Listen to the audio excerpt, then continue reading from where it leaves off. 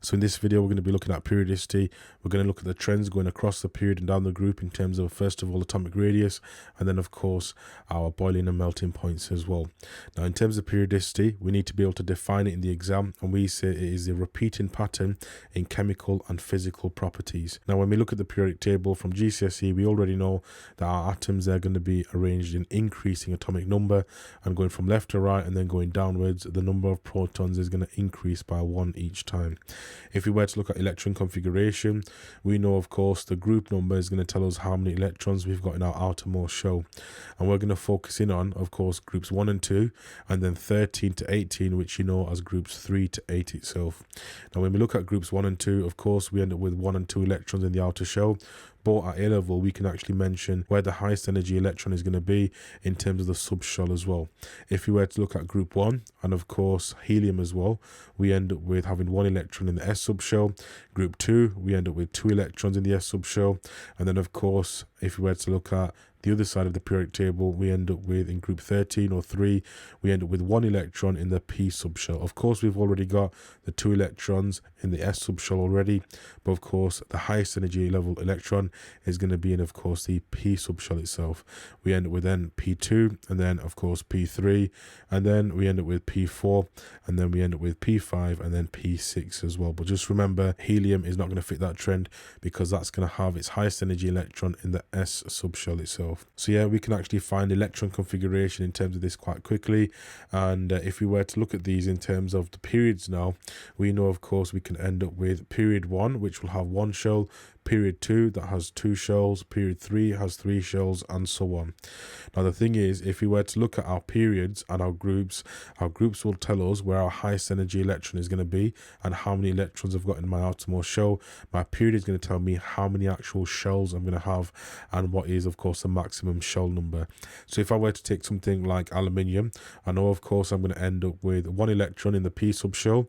That's going to be the highest energy electron, and then, of course, I've got 3 shells in total, so it would be 3p1. Yeah, that's another trend, of course, that we can come across now as well. Now, another pattern we need to be aware of is, of course, if I were to look at the highest energy electron, right, that is, of course, going to be, in the case of group 1 and group 2, the S subshell.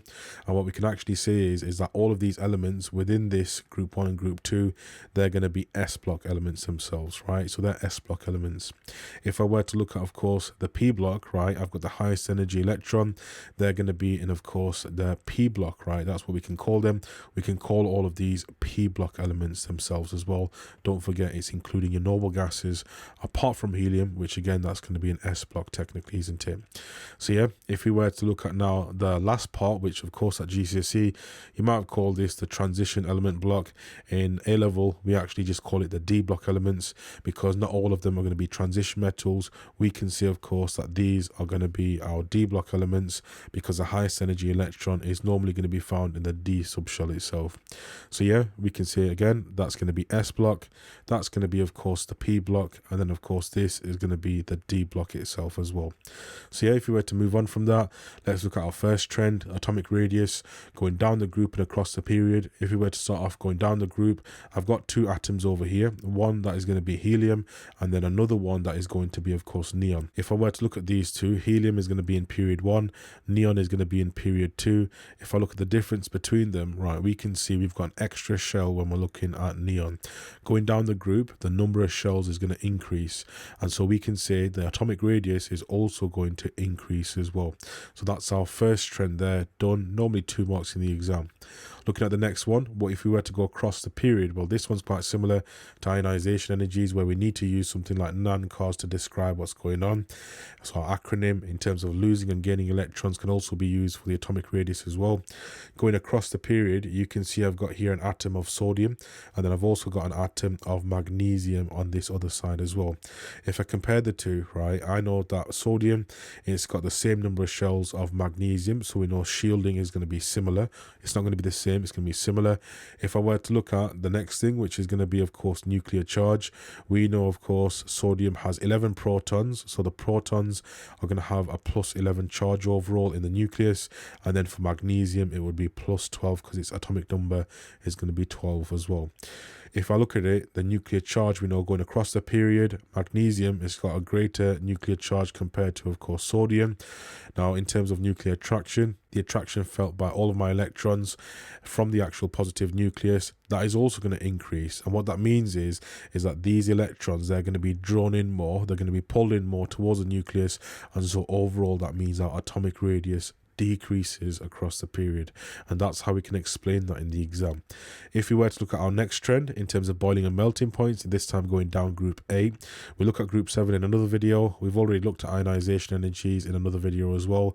This one you've got to be able to explain it using SPEC, but of course, because we're not dealing with conductivity, we can kind of ignore that and just focus on the structure, the bonding, and the relative energy required to overcome it as well. So looking at these in terms of their structure, we've actually got a simple covalent lattice structure for all of our noble gases, all of our group 8 elements, as well as our group 7 elements as well. Now, if that's the case, we know about our structure. It's a simple covalent lattice.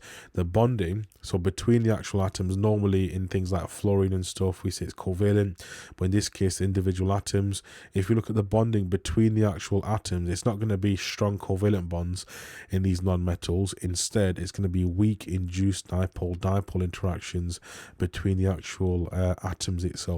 That's why in normal gases, they're normally gases at room temperature and pressure because of these weak induced dipole-dipole interactions. And what we need to say, of course, is going to be between atoms as well, and it's going to be a weak intermolecular force. But as we go down the group, because the number of electrons is increasing, the atomic radius is increasing, we know, of course, the strength of these induced dipole-dipole interactions between the atoms, that's going to increase as well. So yeah, in terms of energy then, we know, of course, it's going to require more energy to overcome.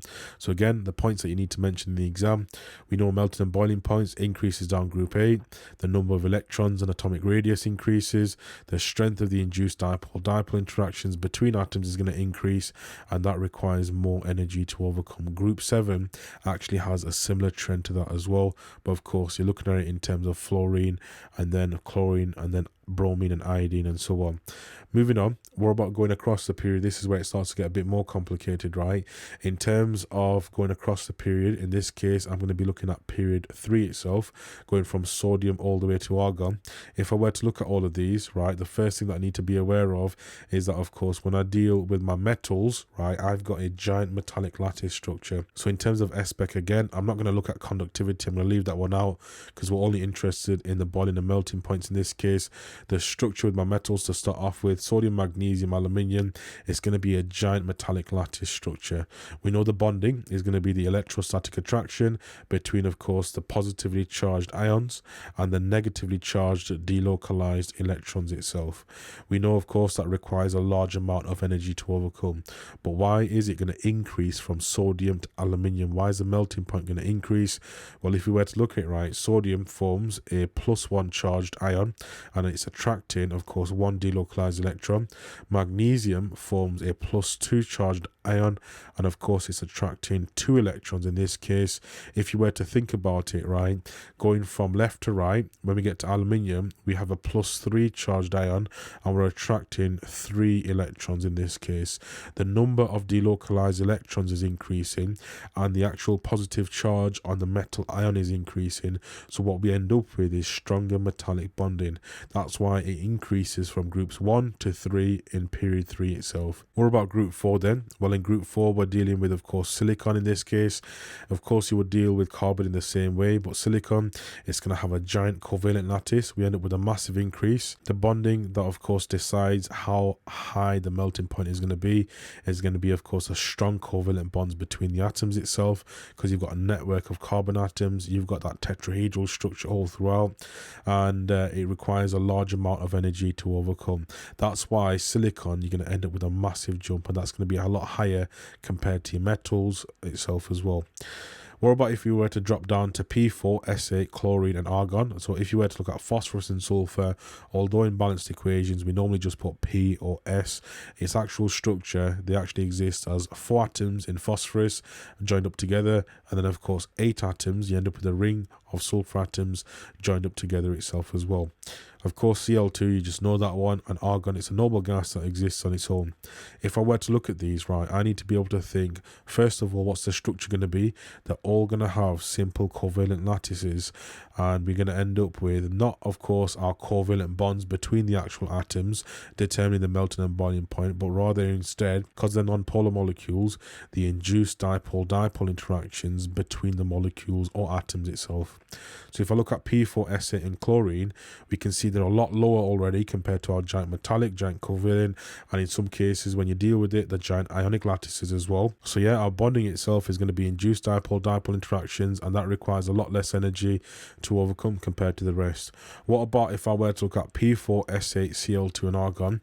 Well, if I were to look at all 4 of these, right, in terms of the number of atoms that they've got, because you can see they're varying, we know sulfur is going to be the highest out of all of them, and the reason why is because of course it's got more atoms, more electrons, and so stronger induced dipole-dipole interactions between the molecules requires less energy to overcome.